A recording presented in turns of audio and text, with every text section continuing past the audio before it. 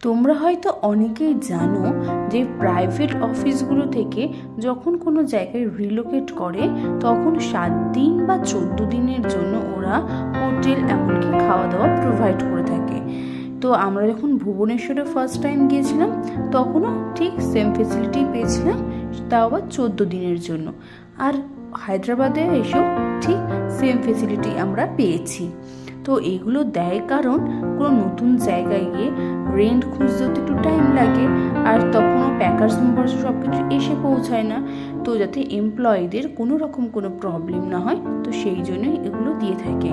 তো এবারে হোটেলে গিয়ে দেখলাম রুমটা খুব বেশি বড় না হলেও বেশ সুন্দর করে সেট আপ করা। TV, fridge, study table, table lamp, side table, sofa সব কিছুই ছিল। যাই হোক, আমরা রুমে গিয়ে একটু ফ্রেশ হয়ে আর এখন চলে এসেছি লাঞ্চ করতে। তো লাঞ্চটা করে নিই, আজকে এইটুকুই।